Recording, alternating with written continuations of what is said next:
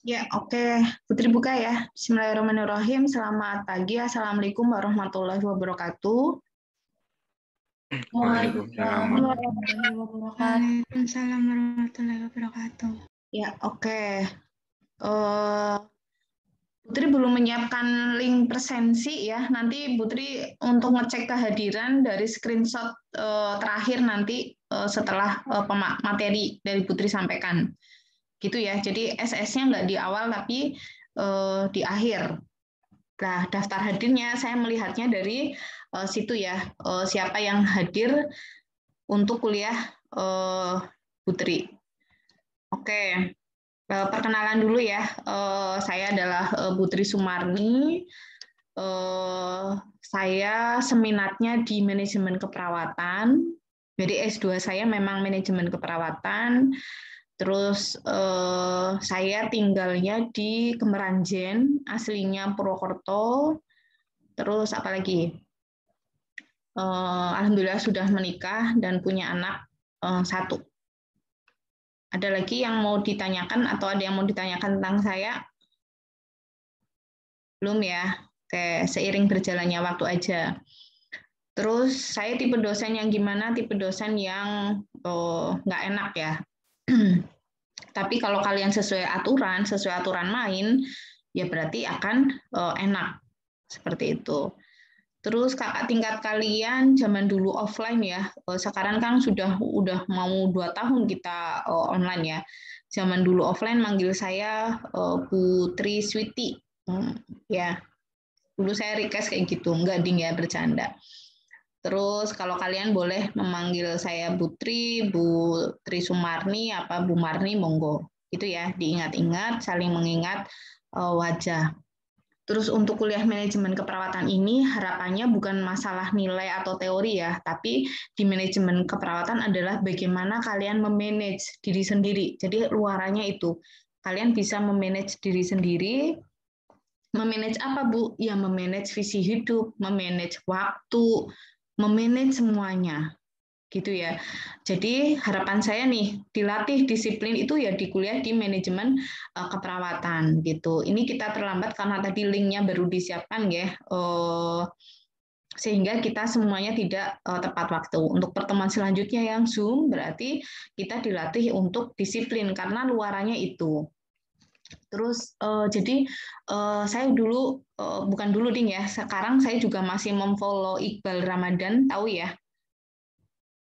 Idolanya mahasiswa mungkin ya, idolanya cewek-cewek gitu. Saya bukan mengidolakan cakepnya gitu-gitu, enggak sih. Cuma saya pernah lihat di Instagram itu, kan kalau di explore muncul ya, oh Iqbal gitu ya. Terus habis itu, sebelum saya memfollow itu, dia bikin tulisan gini, zaman dulu dia kuliah di luar negeri. Kenapa sih Bal? Jadi di situ dia ngomong kan ada pertanyaan dari netizen. Kenapa sih kamu sekolah S2? Kamu aja udah jadi artis, sudah terkenal, punya uang banyak. Ngapain kamu sekolah ke luar negeri pula? Nah, dia menjawab bahwa ketika sekolah itu saya dilatih untuk on time, ya kan, mengumpulkan tugas harus on time, kan dilatih di situ. Otomatis saya juga dilatih disiplin.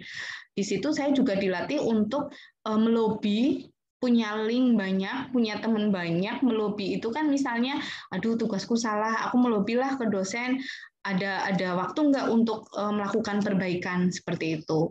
Mudah ya. Jadi yang namanya kuliah, yang namanya sekolah itu bukan masalah nilai, tapi banyak dilatih terkait dengan nilai-nilai kehidupan yang nanti akan kalian kerjakan setelah lulus kuliah. Mudah nggak? Kayak dulu tuh Putri zaman SMA itu mikirnya seneng ya kalau udah jadi ibu rumah tangga, terus punya suami, punya anak, ya sudah hidupnya di situ gitu, udah seneng. Ternyata ketika saya sudah menikah, punya anak pun hidup saya tetap masih berjuang. Kayak gitu. Di tempat kerja pun saya masih berjuang. Mudah nggak? Gimana caranya melakukan pekerjaan saya dengan baik? Gimana caranya agar saya tidak ditegur atasan? Dan mungkin dengan teman saya akan mengalami konflik-konflik. Sama kayak kuliah. Dong nggak?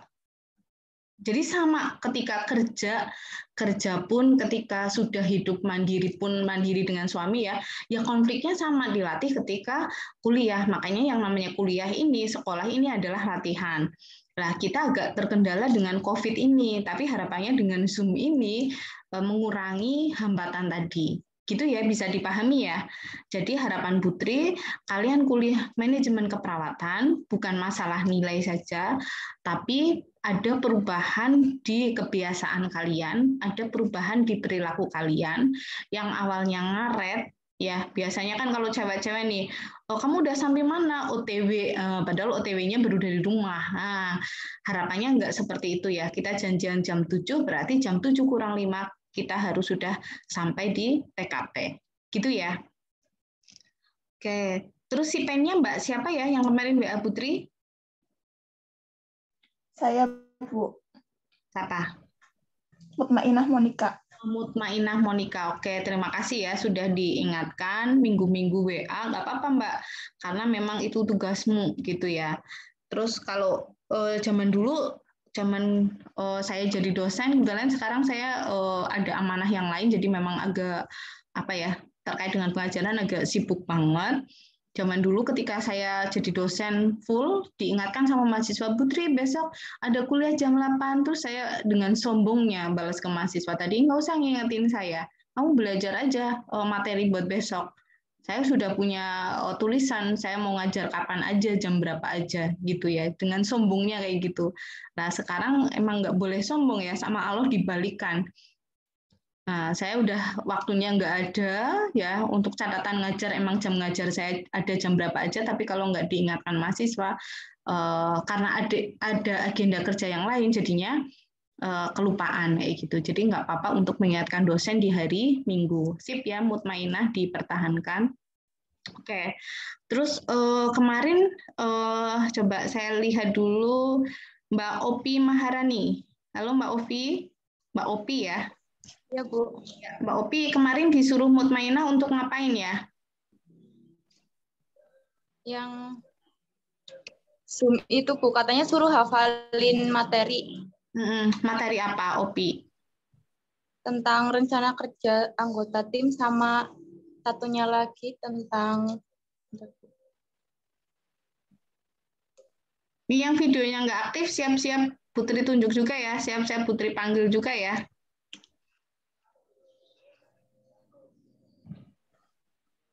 Tentang apa satunya? Coba saya tunjuk.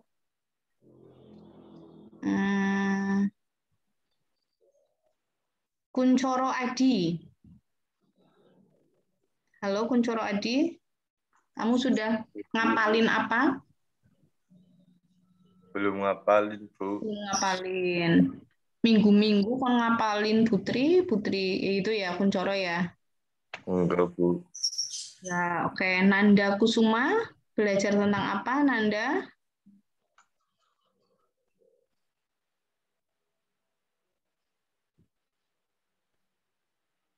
Halo, Nanda.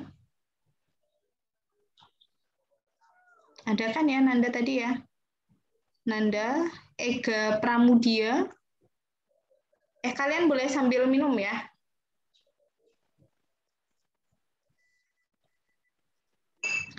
Yuk, yang videonya belum aktif ya. Ada Emrido, Intan Nurjana, Nanda, Dewi Endangwati, Rifki. Silahkan diaktifkan dulu. Saya nggak akan mulai kalau videonya belum aktif.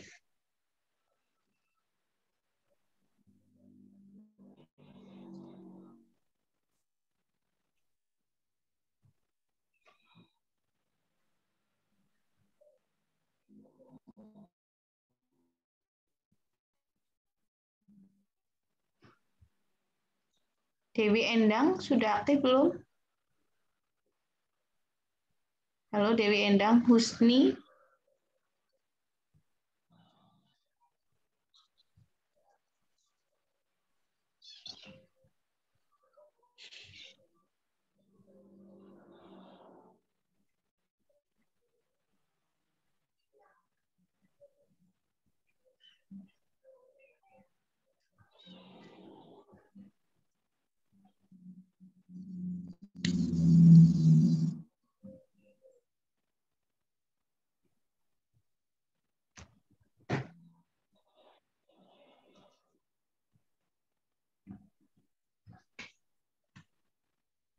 Halo, Dewi Endang. Oke, Rifki sudah belajar apa Rifki?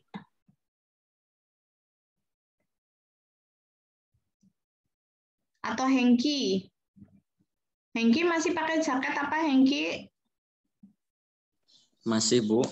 Masih bisa tuh Sobrung? Sudah. Sudah ya. Jadi untuk selanjutnya kalau Zoom dengan Putri, aturan mainnya bayangannya kayak ke kampus kalian. Kalau ke kampus sama pakai jaket? Iya pakai jaket, tapi kan saat di motor. Setelah masuk ruang kelas kan enggak. Mudeng ya. Saya apresiasi Ya. yang sudah siap nih ya, cewek-cewek cantik-cantik gitu ya. Itu udah persiapan. Untuk yang belum dandan ya, itu pertemuan selanjutnya harus sudah siap gitu ya. Baju untuk laki-laki kan kelihatan ya pakai kaos apa enggak, berarti pakai kemeja ya yang berkerah. Oke, Dewi Endang, halo Dewi Endang, masih belum nyala videonya Dewi Endang? Kalau enggak saya keluarkan ya. Bentar, Bu. Pengen yang videonya enggak on, saya keluarkan. Memperlama sih.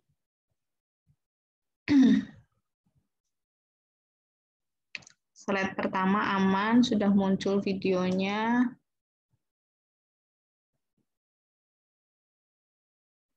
Intan Nurjana mau dikeluarkan? Enggak, Bu. Bentar lagi ini. Oke, Nunung Solehatun. Nandita. Saya hitung sampai 5 ya.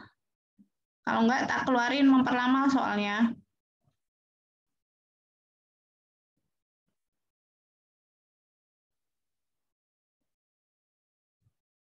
Tinggal Intan doang nih.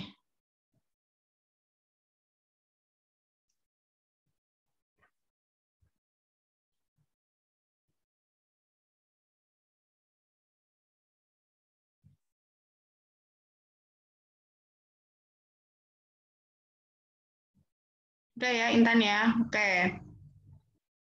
Ya, nanti kalau ada yang meng-off-kan video, pas saya lihat, berarti saya keluarkan. Gitu ya. Oke, saya mulai kuliah saya, materi saya akan share screen. Nanti kalau ada pertanyaan bisa langsung di-cut ya. Langsung, Bu, saya nggak mudeng gitu ya. Bisa langsung di-cut. Kuncoro sing ngantuk, Kuncoro, wis mandi, Mbok? Belum, Bu. Belum mandi, oh my God. Besok sebelum kuliah saya harus sudah mandi ya. Baunya sampai sini soalnya. Enggak ya. Bau online kan nggak bisa. Oke. Bismillahirrahmanirrahim. Putri akan share terkait dengan materi tentang rencana kerja anggota tim. Jadi karena besok pada saat kalian lulus, profesi ini ya, ahli madya, kalian perawat D3, ini adalah menjadi anggota tim. Nanti untuk yang nurse akan menjadi ketua timnya. Gitu ya. Jadi kalau misalnya, Bu, aku pengen jadi ketua tim, ya segera lanjut untuk kuliah nurse gitu. Mudeng ya. Sehingga materi yang hari ini adalah tentang rencana kerja anggota tim. Nek jadi anggota tim, aku kudu ngapa sih? Kudu ngapain aja di rumah sakit gitu ya. Nanti langsung membayangkannya adalah posisi kalian perawat di rumah sakit. Perawat D3, perawat anggota tim yang ada di rumah sakit. Oke, sebelumnya tentang MPKP. Apa sih MPKP? MPKP kepanjangannya adalah model praktek keperawatan profesional. Boleh sambil menulis ya.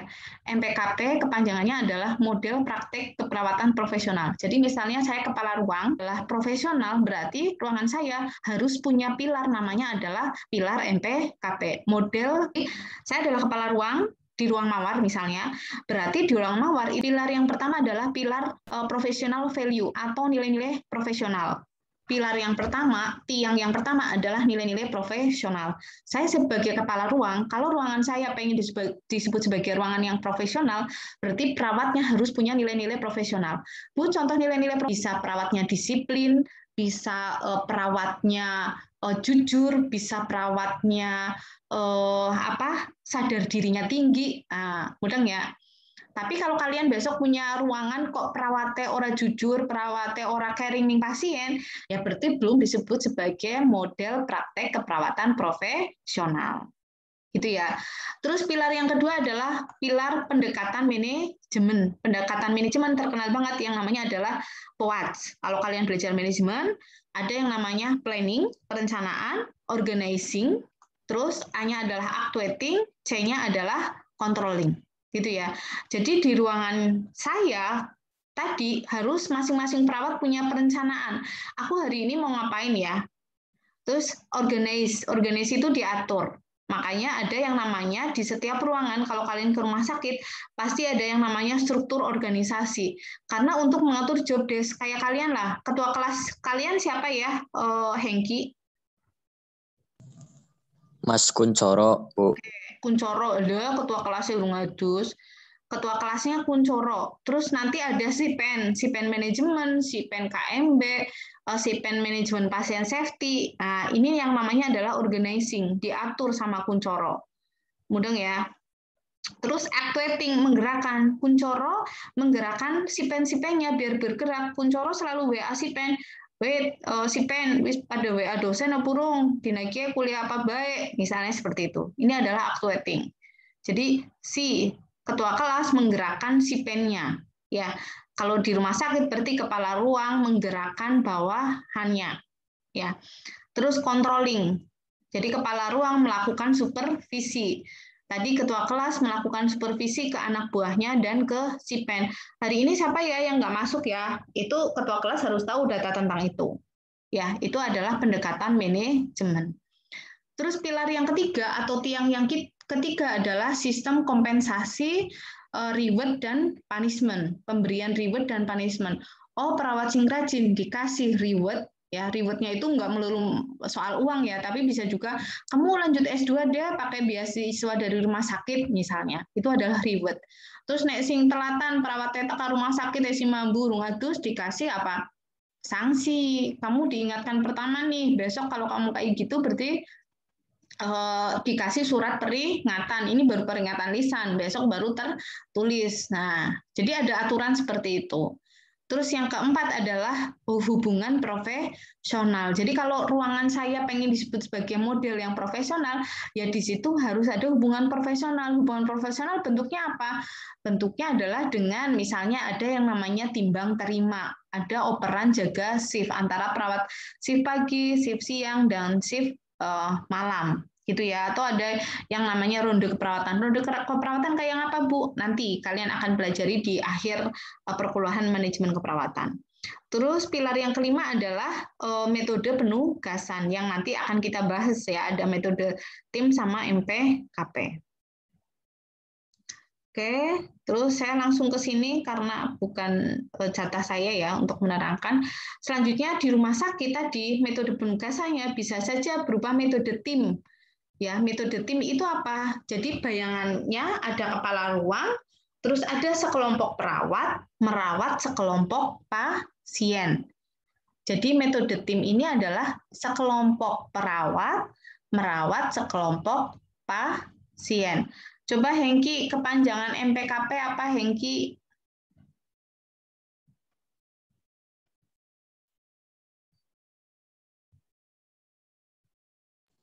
MPKP, model praktek keperawatan profesional. Buku tulismu mana?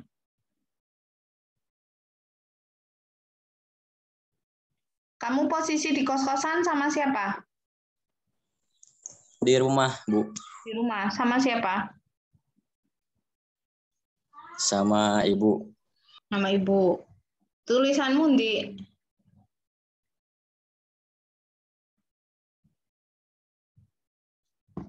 ya, kuliah nganuni rambut, saya malas ngeliatinya.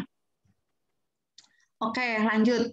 Tadi metode tim adalah sekelompok perawat merawat sekelompok pasien. Jadi di situ ada kepala ruang, ada ketua tim, dan ada anggota tim. Lah besok ketika kalian lulus akan menjadi anggota tim ya, sehingga kalian harus tahu tugas-tugas kalian apa, gitu ya. Oke, ini tugas kepala ruang. Saya sekilas saja.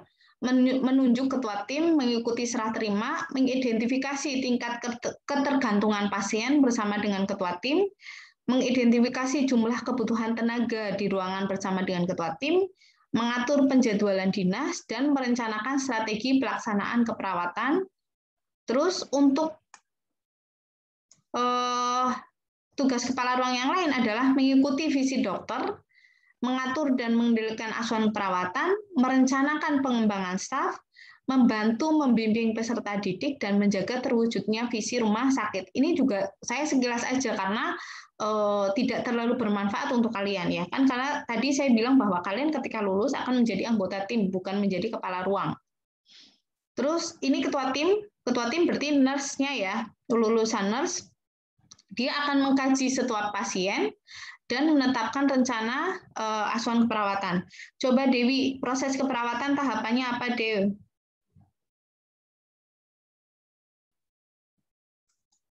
Mbak Dewi.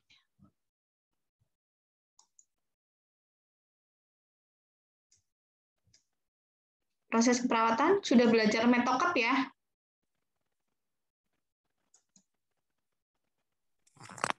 Dewi siapa, Bu?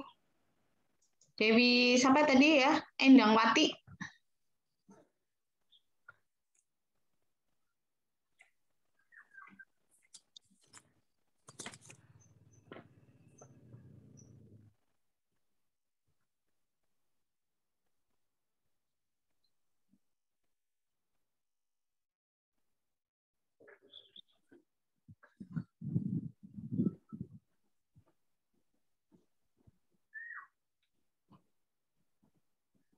Pengkajian, diagnosa, perencanaan, pelaksanaan, dan evaluasi. Oke, nama lain pelaksanaan apa? Implementasi ya. Oke, sip. Jadi, proses keperawatan itu ada pengkajian, diagnosa keperawatan, intervensi, implementasi, dan evaluasi. Nah, tugasnya Katim itu dari poin 1 sampai 3. Dia yang melakukan pengkajian, menentukan diagnosa, menentukan perencanaan. Terus nanti bagian implementasi, bagian pelaksanaan adalah kalian nih, anggota tim. Bagian evaluasi, balik lagi ke ketua tim. Mudah nggak? Makanya anak D3 itu lebih banyak praktek di rumah sakit dibanding nurse. Mudah nggak? Karena dia akan lebih banyak skill di rumah sakit, akan lebih banyak melakukan tindakan ke pasien, seperti itu. Tapi karena yang namanya belajar, ya kalian tetap belajar juga bagaimana melakukan pengkajian, bagaimana merumuskan diagnosa, dan bagaimana merumuskan intervensi. Makanya belajar SDKI, SLKI, Psiki, Noknik, belajar Nanda. Mudah nggak? Karena yang namanya mahasiswa ya belajar semuanya, gitu. Gitu ya. Makanya di sini tugas ketua tim adalah mengkaji setiap pasien dan menetapkan rencana asuhan keperawatan. Terus mengkoordinasikan rencana ASKEP dengan tindakan medis, membagi tugas kepada ketua tim, pada anggota tim ya, terus memberikan bimbingan melalui konferensi dan mengevaluasi pemberian asuhan keperawatan.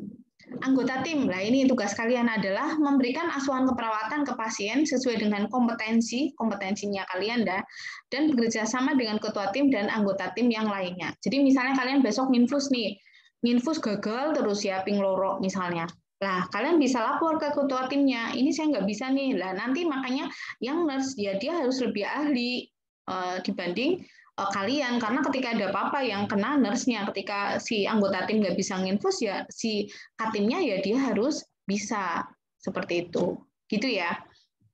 Jadi oke, terus ini adalah anggota tim. Sebelumnya saya nanya dulu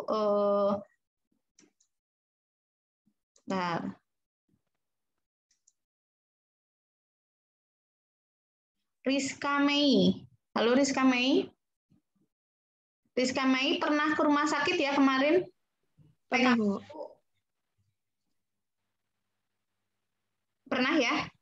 Pernah. Oke. Yang kamu lihat tuh perawat ngapain aja sih, Rizka? Kalau yang sesuai shift itu, yang pertama itu melakukan tindakan TTV, Bu. Setiap pergantian shift. Terus apa lagi? Terus pemasangan infos. Terus? Mengganti cairan infus.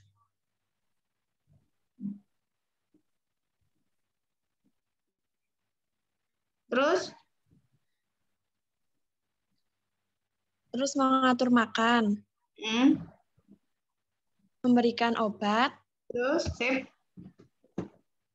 Terus sama kemarin saya juga melakukan itu, Bu, mengganti Pampers. Oh, oke, sip. Ya, jadi kalian ada bayangan ya paling enggak bahwa ketika besok anggota tim kalian akan melakukan apa saja. Ini kaitannya dengan tugas kalian nanti. Gitu ya. Oke, sip. Terus ada juga di rumah sakit, kalau tadi adalah metode tim, sekelompok perawat merawat sekelompok pasien.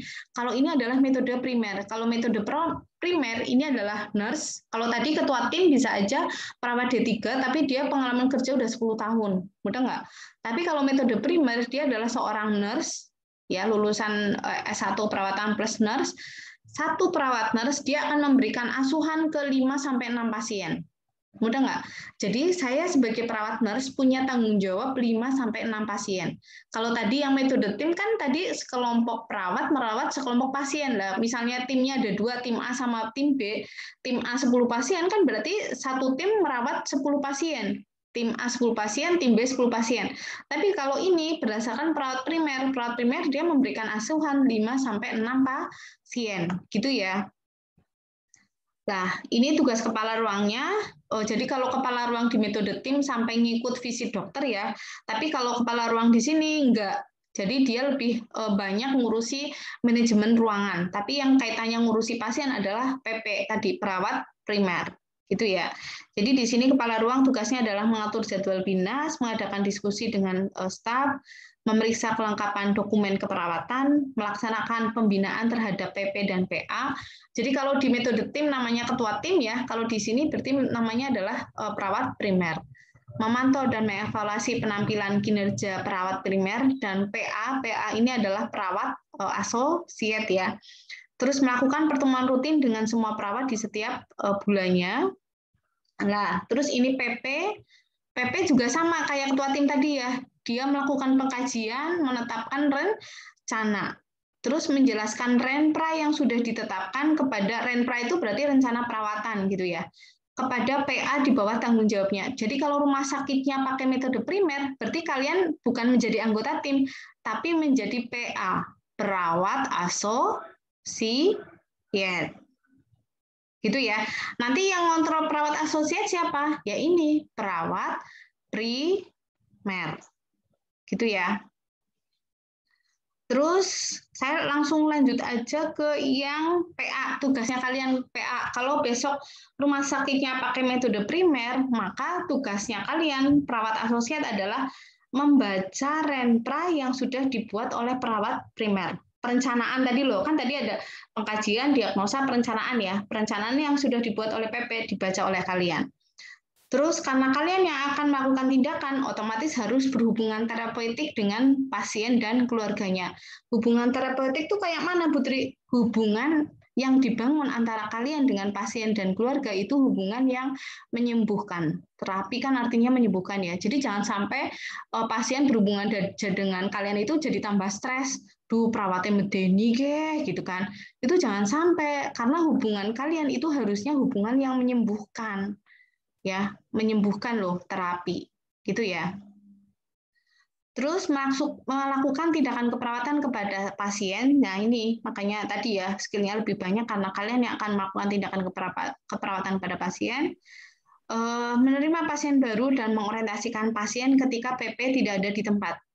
Ya, jadi semuanya tugas PP. Kalau PP-nya nggak ada di tempat, ya otomatis akan diwakili oleh PA. Makanya tadi kalian tetap belajar tentang diagnosa, tetap belajar tentang noknik kayak gitu. Karena siapa tahu PP-nya nggak bisa, otomatis kalian yang akan naik ke atas.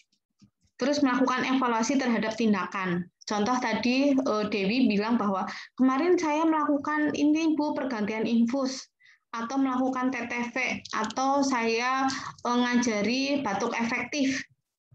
Iya kan? Nah, pasti di akhir akan ada tahap evaluasi. Saya akan tanya ke pasien, Pak, gimana setelah saya latih batuk efektif? Sudah lebih lega kah? Atau Belum gitu. Makanya di sini adalah melakukan evaluasi terhadap tindakan. Tapi kalau evaluasi proses keperawatan dilakukan oleh PP. Gitu ya. Oke, mengikuti visi dokter jika PP tidak ada di tempat. Oke, saya stop share dulu. Oke, saya jelaskan tugasnya kalian adalah silakan Mbak Mutmainah membagi 2 kelompok besar ya. Ada yang jadi metode tim, ada yang metode primer. Nah, otomatis dari kalian membayangkan kalau jadi perawat tim, di shift pagi ngapain aja, terus nanti ada kelompok juga, ada siswa juga yang di shift siang, ada juga yang di shift malam, itu ngapain aja. Ada gambaran nggak tugasnya? Terus tugasnya individu ya, otomatis ya, walaupun tadi membagi kelompok itu hanya untuk tahu, saya shift apa, kayak gitu. Tugasnya individu ditulis tangan di kertas folio bergaris, terus di-upload ke Skalsa di kantong tugas. Bisa dipahami? Mutmainah mudah nggak? Si pennya soalnya. Insya Allah mudeng, Bu.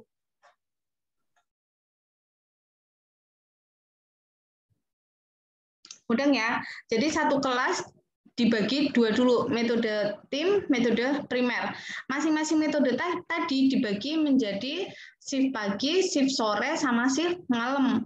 Terus kalau sudah dibagi shiftnya, terus saya membayangkan kalau shift malam tuh saya ngapain aja ya, ditulis jamnya. Jadi nanti bentuk tabel ya, nomor, terus selanjutnya tanggal dan jam, terus tindakan. Ada gambaran nggak?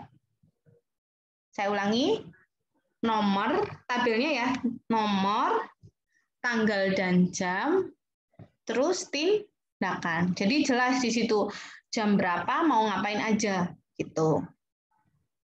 Gitu ya. Bisa dipahami? Bisa ya? Oke. Terus, gimana? Bisa, Bu. Ya, oke. Ada batas minimal dan batas maksimalnya nggak, Bu? Kalau misalnya tindakan yang kita lakukan, batas minimal dan maksimalnya gitu. Oh, kan setiap satu shift ada 7 jam ya, 7 sampai 8 jam. Paling nggak ada 7 tindakan. Gitu ya, Yeni? Baik, Ibu. Terima Oke. kasih. Kalian boleh minum dulu. Bu Tri mau ke belakang, izin ke belakang.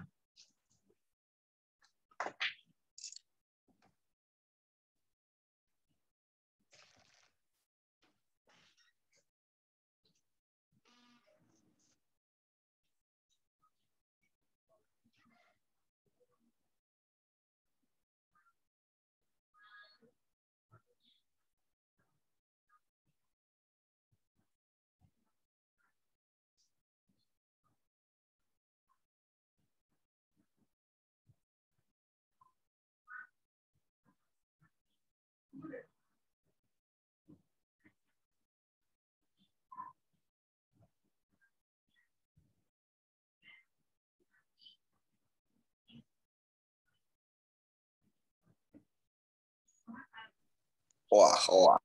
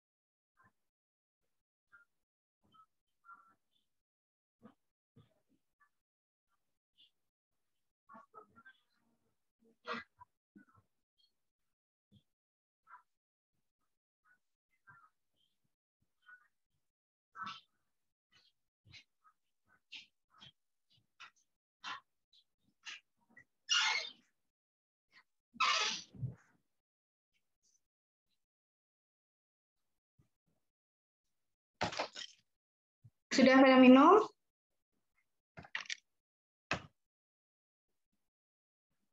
Putri Ragil, coba. Kamu sehari minum berapa gelas, Putri? Dikit, Bu. Berapa? Paling 5 gelas. 5 gelas yang belimbing? Yang kecil. Oke. Terus Anissa Nadianti, harusnya tuh berapa gelas kalau minum?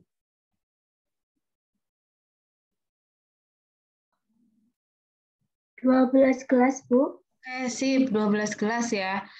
Terus kalau mau searching lagi, bisa ya, sesuai dengan berat badan, kebutuhan cairan kalian. Jadi tubuh kita itu sebagian besar terdiri atas air ya, 60%.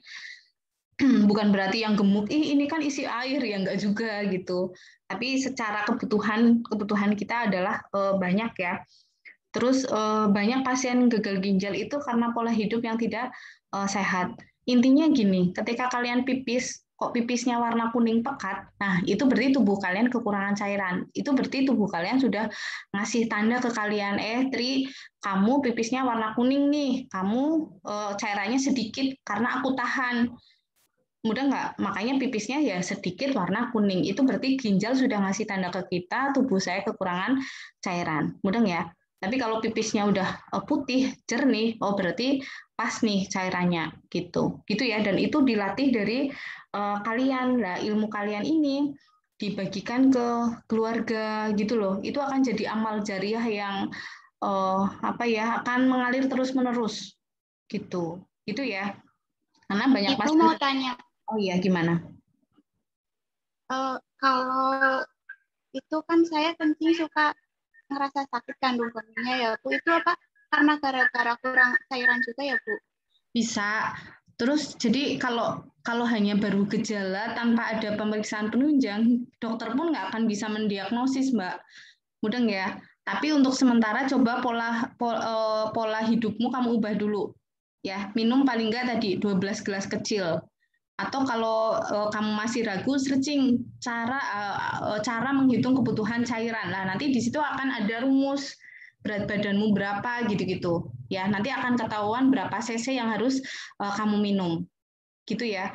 Terus banyak ya kasus-kasus yang gagal ginjal itu pasiennya adalah mahasiswa. Jadi mahasiswa bidan misalnya dia praktek di rumah sakit, taunya Pocari Sweat bagus gitu ya. Jadi dia bawa seliter Pocari Sweat, minumnya itu terus. Ya ginjalnya kasihan. Karena apa? Ya ginjalnya capek lah, itu terlalu banyak elektrolit. Ya harusnya ya yang minuman biasa aja kayak gitu.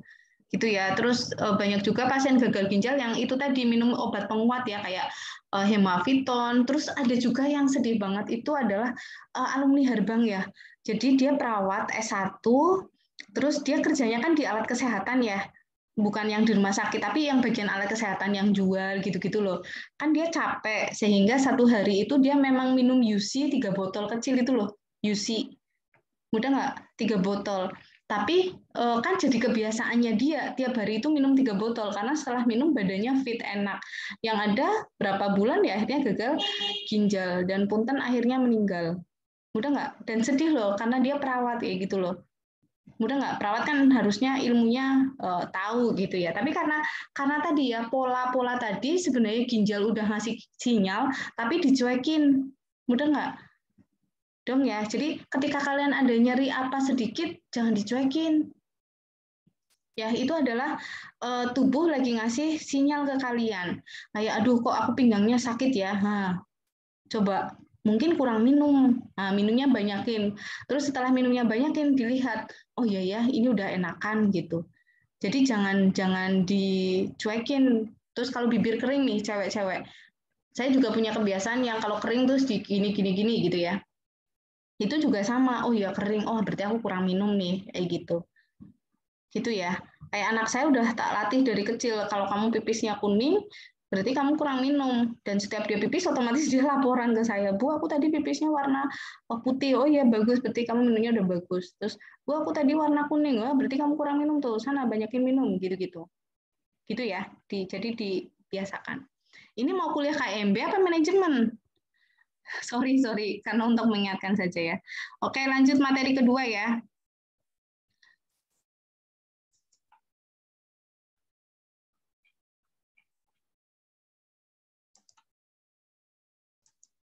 Oke, materi kedua adalah tentang tingkat ketergantungan pasien ya. Artinya ketika di rumah sakit pasien kondisinya seperti itu, dia termasuk yang ketergantungan parsial, total atau mandiri, pasiennya mandiri. Nah, ini harus kita cek berdasarkan klinisnya pasien. Otomatis kita harus tahu ciri-cirinya gitu ya. Oke, tingkat ketergantungan pasien itu ada 3. Yang pertama adalah perawatan minimal, yang kedua adalah perawatan parsial, yang ketiga parsial atau sebagian ya, yang ketiga adalah perawatan total. Saya ulangi, tingkat ketergantungan pasien ada 3, perawatan minimal, perawatan parsial, dan perawatan total.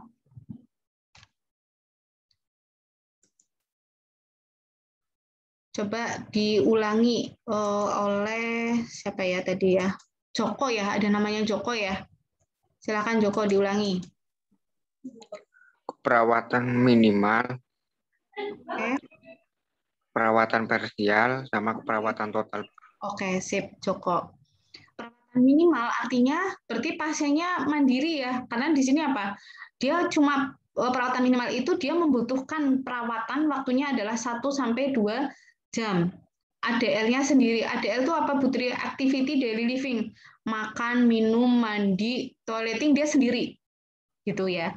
Ada nggak sih, Bu, di rumah sakit? Ya ada ya. Banyak kan pasien kayak gini, dia terpasang infus, dia ke kamar mandi sendiri. Nah, dia mungkin termasuk yang perawatan minimal. Ya. Terus dia berpindah tempat dengan pengawasan, terus di TTV, diukur suhunya setiap shift jaga. Mudah nggak? Berarti dia diukur suhunya setiap 3 kali ya, ada shift pagi, sore, sama malam. Terus pengobatan minimal dengan status psikologi yang stabil. Silakan sambil dibayangkan dulu pasien kalian kemarin pada saat PKK 1, ada nggak sih yang dia ngapa-ngapain sendiri di TTV-nya tiap shift, ya tiap shift berarti tiap 8 jam ya. Terus ambulasi dengan pengawasan, pengobatan minimal dengan status psikologi yang stabil, dan waktu perawatannya pasien itu hanya butuh waktu dalam sehari itu 1-2 jam, gitu ya. Terus selanjutnya adalah perawatan yang parsial. Waktunya 3-4 jam, Bu. Maksudnya waktu apa? Waktu perawatan. Mudah nggak? 3-4 jam. Terus kita lihat perbedaannya, TTV tiap 4 jam. Kalau yang tadi mandiri, TTV-nya tiap 8 jam atau setiap shift ya. Kalau yang ini tiap 4 jam. Terus ADL-nya dia dibantu. Kalau tadi kan yang mandiri, ADL-nya mandiri, gitu ya. Yang tadi loh, perawatan minimal. Kalau ini parsial, ADL-nya dibantu. Terus pasien dengan yang terpasang kateter urin ya, terpasang selang pipis, berarti dia ketergantungan parsial. Terus yang perawatan total, berarti dia tergantung total pasiennya. Tergantung total itu waktu perawatan 5-6 jam. Jadi boleh, maksudnya jembatan keledai untuk menghafalkan kan tadi ada minimal, parsial, total ya. Waktu jam perawatannya ini yang tadi minimal 1-2, 3-4, 5-6. Mudah nggak? Dong ya. Terus semua keperluan pasien dibantu ya, ADL-nya semuanya dibantu. Terus TTV-nya dilakukan tiap 15 menit sampai 2 jam sekali. Mudah nggak? Jadi di TTV-nya lebih sering karena dia ketergantungan total ya, bisa aja pasiennya nggak sadar. Terus makanya lewat selang NGT, terus kondisi pasien gelisah atau disorientasi.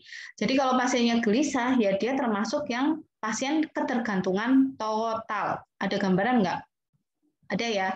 Kalau yang ketergantungan minimal tadi TTV-nya tiap 8 jam, ketergantungan parsial TTV-nya tiap 4 jam, ketergantungan total tiap 2 jam sampai 15 menit sekali ya untuk dilakukan TTV karena dia perlu monitoring ketat gitu.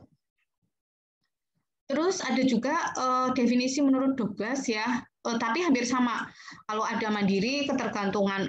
Mandiri itu namanya self care. Terus yang kedua perawatan sedang atau intermediate care atau partial care ya. Dan yang terakhir adalah total care atau intensive care. Sama kalau secara definisi. Kegiatan sehari-hari dapat dilakukan sendiri. Terus tidak ada masalah psikologis kan? Yang tadi ya ini sama juga tidak ada reaksi emosional. Terus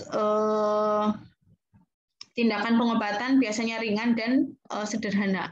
Itu adalah yang self care. Terus kalau yang partial care ini dibantu ya, ADL-nya dibantu. Terus ada TTV, status emosional, klien memerlukan support penkes 5-10 menit, tindakan pengobatan 30-60 menit per shift untuk observasi efek obat atau reaksi alergi. Ini sih untuk semua pasien ya, diobservasi alerginya ya setelah pemberian obat. Terus selanjutnya yang total care udah nggak bisa ngapa-ngapain ya. Jadi kebutuhan sehari tidak dapat diselesaikan sendiri, semuanya dibantu oleh perawat ya. Lain memerlukan observasi terus menerus. Oke, sekarang kita langsung ke kasus ya. Coba ke mana ya? Kuncoro dulu ketua kelasnya ya. Kuncoro kan ya ketua kelasnya ya. Kuncoro silakan. Ini jawabannya apa?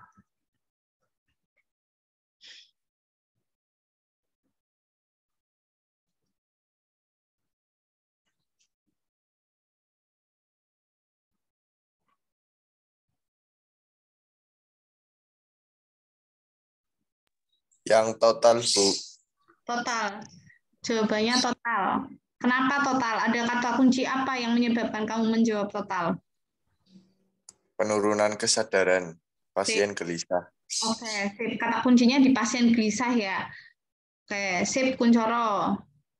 Terus lanjut, coba Putri Ragil ya. Yuk Putri silakan.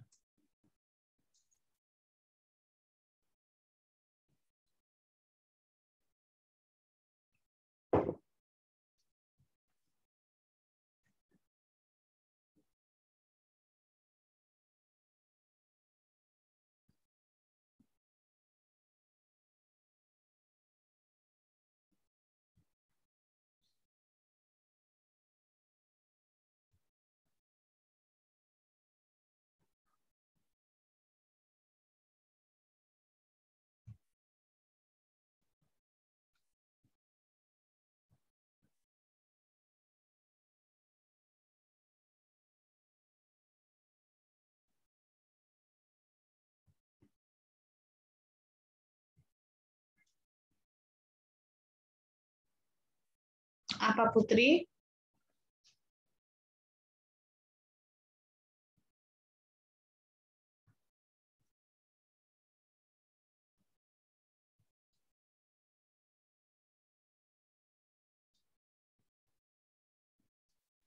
Self care, Bu. Apa? Self care ya, ketergantungan mandiri karena TTV-nya dilakukan setiap shift. Oke, sip Putri Ragil. Terus selanjutnya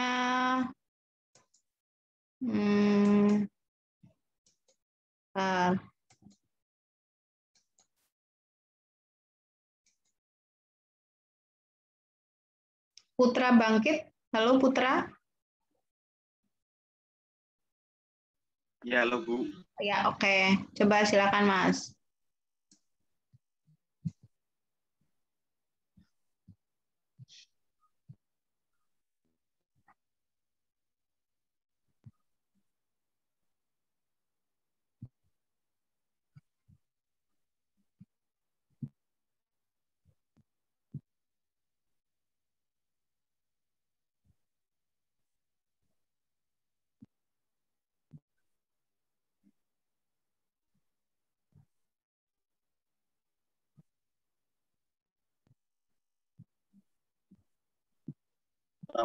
Perawatan minim, Bu.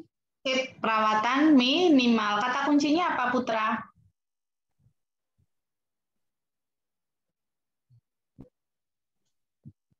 Pengobatan minimal, status psikologis stabil, Terus apa? Perawatan luka sederhana. Ini kata kuncinya kalau Putri, observasi tanda-tanda vital dilakukan setiap shift. Benar ya? Ibu. Oke, sip. Terus lanjut. Coba Ristanti ya. Halo Ristanti. Ya, Bu. Ya, oke. Coba Ristanti, silakan.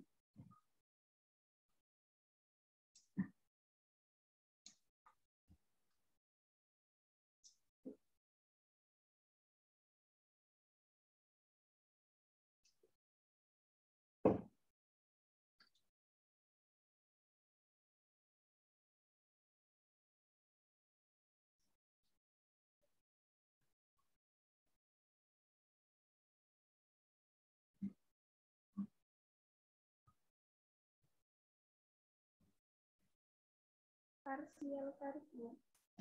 Apa? Parsial ya. Kata kuncinya apa, Ristanti? Pemeriksaan TTV 4 jam sekali.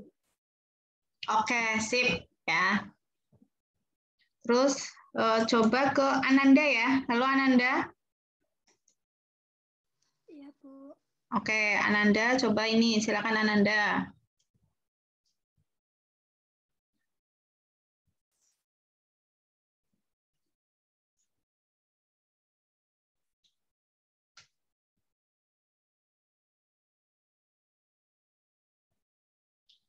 Total care, Bu. Total care. Kata kuncinya apa Ananda? Pemeriksaan TTV 2 jam sekali. Oke, 2 jam sampai 15 sih ya. Sip. Oke, Ananda. Terus tadi ada Rifki apa ya? Rifki. Halo Rifki. Ya Bu, halo Bu. Coba, oke saya cek wajahnya dulu. Cek videonya ya Rifki ya.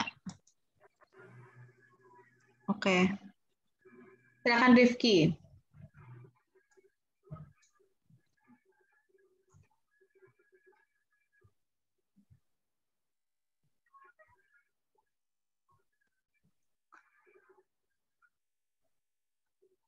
Self-care Bu.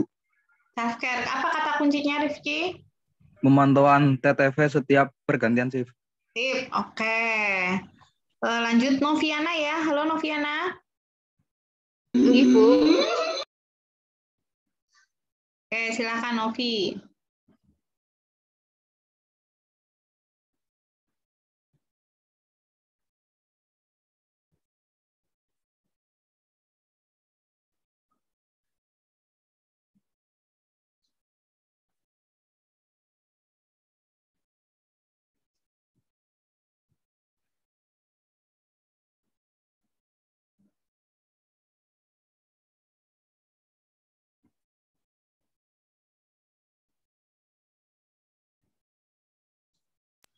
Mandiri.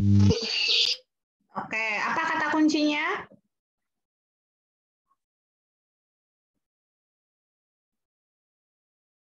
Halo Mbak. Kata kuncinya apa? Ke kamar mandi bisa sendiri, Bu. Ke kamar. Ini TTV setiap shift ya. Oke, nggak apa-apa sih ke kamar mandi sendiri juga nggak apa-apa. Oke, sip. Selanjutnya, oke sudah ternyata. Padahal saya pengen nunjuk Dian. Tadi ada nama Dian ya. Rezekinya Dian nggak jadi tunjuk ya Dian ya. Oke, sampai sini ada pertanyaan kah? Nggak ada? Nggak ada ya, sementara belum. Oke. Nanti berarti tugasnya silakan diupload hari ini ya, maksimal jam 4 apa ya. Terus nanti ada kuis. Kuisnya materinya tentang rencana kerja sama tingkat ketergantungan pasien. Kalau kuis mah dibuka seminggu gitu ya. Tapi memang dilakukannya di jam kuliah ya. Saya buka kuisnya ya jam 8 sampai jam 4 sore. Gitu. Terus soal-soal yang tadi saya share yang itu tingkat ketergantungan apa? Itu adalah soal-soal UKOM-nya kalian, D3. Ya, besok kan pada saat syarat lulus adalah kalian lulus UKOM ditambah IP saat D3 adalah sebanyak 60%. Jadi dari sekarang IP saat akademik itu harus tinggi ya. Mudeng ya. Biar apa? Karena akan dipakai 60%. Nah, nanti hasil ukomnya itu 40%. Jadi ibaratnya orang mau perang, kalian udah punya senjata dulu tuh 60%. IP-nya dhuwur sih. Jadi wanti-wanti banget IP itu harus di atas 3. Gitu ya. Buh carane kepriwe? Nek nilainya elek berarti SP. Ya salah dewek nilainya elek ya. Jadi nek bisa sih aja nilainya elek, men orang melu SP, soalnya SP kan bayar lagi eman-eman. Gitu ya. Bisa dipahami ya? Oke, berarti tugas maksimal dikumpulkan hari ini, tulis tangan, diupload di Skalsa jam 4 sore. Untuk kuis, nanti saya WA Mutmainah, intinya kalau kuis mah dibukanya seminggu. Gitu. Itu ya. Apakah ada pertanyaan? Oke, sebelum saya lupa, saya SS dulu. Mau senyum nggak kalian? Oke Putra, suami saya banget ya kalau foto tuh mesti kayak gini tangannya. Ya oke, slide 1 ya, 1, 2, 3. Oke, slide 2. Intan wajahnya nggak kelihatan, emang sengaja miring apa kepriwetan? Halo Intan, itu videonya belum on ya? Sengaja, Bu. Iya, sengaja. Sengaja apa sengaja? Yuk, wajahnya nggak kelihatan, Mbak. Nggak mau saya. Setengah aja, Ya Bu. ampun.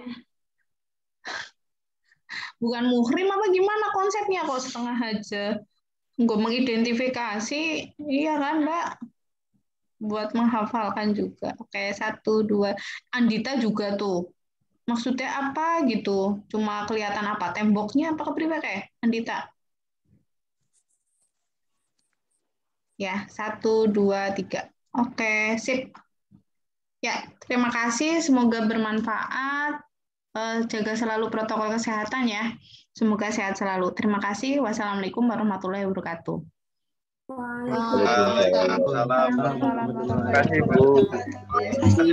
Wabarakatuh. Terima kasih, Bu. Sama-sama.